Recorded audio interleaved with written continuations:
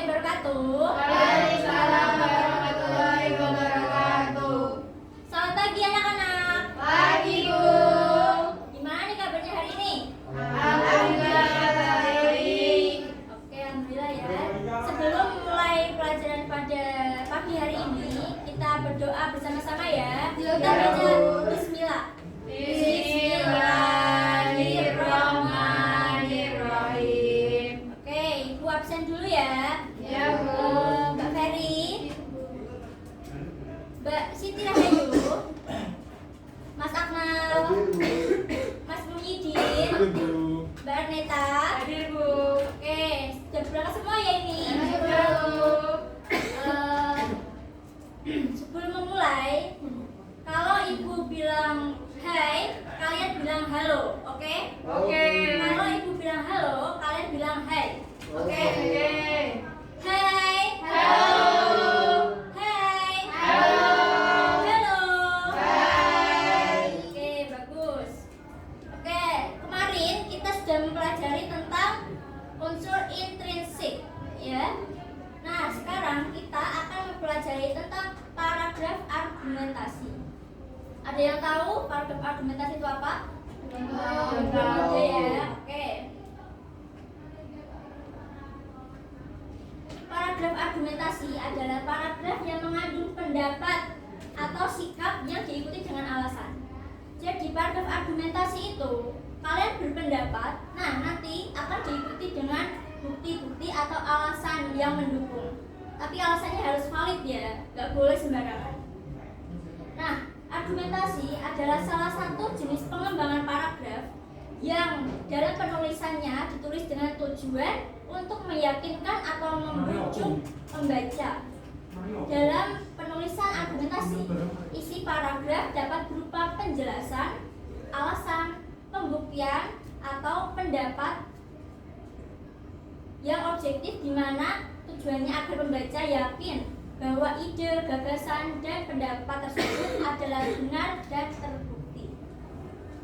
Saat kalian berdiskusi, pendapatnya itu harus secara lisan atau tertulis. Kalian perlu menyebutkan alasan atau penyebab kalian berpendapat demikian. Semakin banyaknya bukti yang sudah kalian kumpulkan, semakin valid juga argumentasi atau pendapat yang telah kalian ketahui. Nah, pendapat kalian tersebut dinamakan paragraf argumentasi. Oke, ada yang ditanyakan? Belum. Oke, selanjutnya ada ciri-ciri. Ciri-ciri yang pertama yaitu mengandung pendapat, keyakinan, dan pandangan terhadap sebuah permasalahan. Yang kedua, memiliki data yang akurat yang dipakai untuk meyakinkan orang lain. Yang ketiga, ada menjelaskan permasalahan dengan cara menganalisis dan menganalogikan. Yang keempat, terdapat kesimpulan dalam bentuk pendapat yang lebih luas, tetapi bukan merupakan penegasan dari kalimat utama ya, atau topik utama. Paham semuanya? Paham, Bu.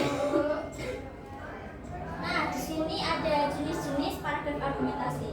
Itu ada 5 ya, ada sebab akibat, persamaan, perbandingan, autoritas, dan juga kesaksian.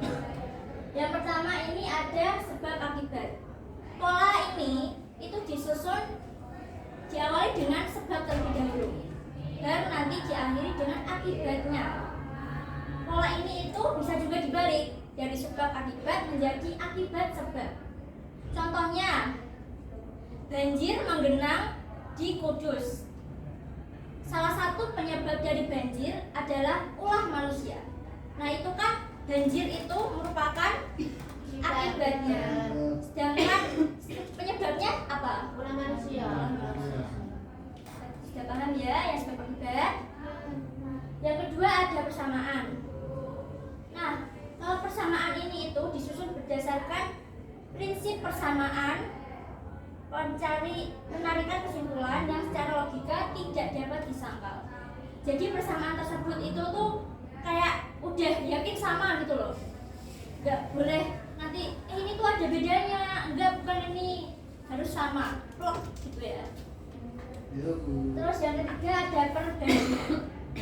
Untuk perbandingan ini itu disusun berdasarkan anggapan yang mencakup pengertian bahwa salah satunya dibandingkan lebih kuat dari hal yang lain.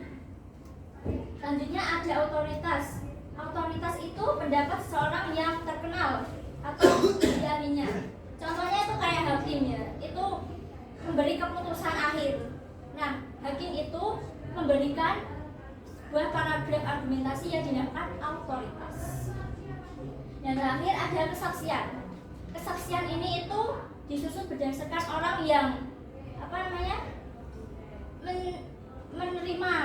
menerima informasi tersebut, terus ada yang mengalami dan juga merasakan sesuatu. Paham semua? Paham. Selanjutnya ini contoh katanya, bisa dilihat ya. Ya, Bu. Selanjutnya ada langkah-langkah penyusunan paragraf argumentasi. Yang pertama, menentukan tema dan topik apa yang dibahas. Yang kedua, menentukan tujuan dari penulisan pendapat atau penulisan paragraf. Apakah paragraf ingin ditulis untuk meyakinkan atau mencari dukungan pembaca. Ketiga, mengumpulkan berbagai data sebagai bukti. 4, memiliki jenis pola pengembangan paragrafnya. 5, membuat kerangka paragraf yang terdiri dari gagasan utama dan gagasan pendukung. Yang keenam, ada melengkapi dan mengembangkan paragraf menjadi rangkaian yang utuh. Oke, bagaimana semuanya? Paham? Paham. Nah, selanjutnya Ibu akan memberikan tugas ya KPD. Kalian buat paragraf argumentasi. Kelompok ya. Ya, Bu.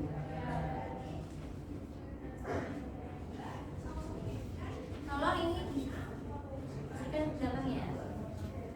Ibu beri waktu 3 menit, apakah cukup? Ya sudah, mulai kerjakan ya. Ya, Bu. Ya, Bu.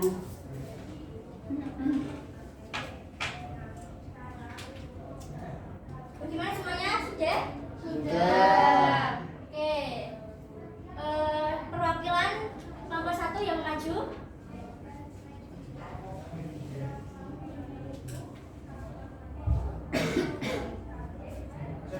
Iya, dibaca. Paragraf argumentasi sampah. Permasalahan yang paling besar saat ini di Indonesia sebenarnya adalah sampah, karena sudah tidak terpakai lagi. Sampai rumah tangga, terutama plastik menjadi satu di antara kendala yang sangat besar bagi negara Indonesia. Perlu adanya langkah efektif yang bisa memangkas jumlah sampah plastik ini supaya tetap sehat. Sampah yang tidak terkelola bisa menimbulkan banyak bencana seperti banjir yang memang sudah seperti agenda rutin. Satu di antara yang masih penyebab adalah perilaku masyarakat, terutama dalam mengelola sampah dalam hal pembuangan. Ya, terima kasih ya, itu dua dulu. Ya. Oke. Selanjutnya kesimpulan. Tolong bacakan bersama-sama ya semuanya.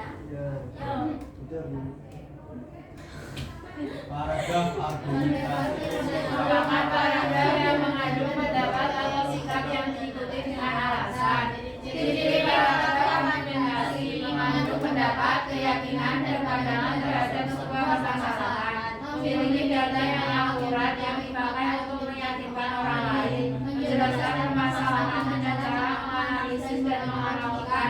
Mendapat kesimpulan dalam bentuk pendapat yang lebih luas, tetapi bukan merupakan penugasan dari topik utama. Jenis-jenis paragraf argumentasi ada 5. Paragraf argumentasi sebab akibat, paragraf argumentasi kesamaan, paragraf argumentasi perbandingan, paragraf otoritas, dan paragraf kesaksian. Oke, terima kasih semuanya. Di pertemuan selanjutnya kita akan membahas tentang drama ya.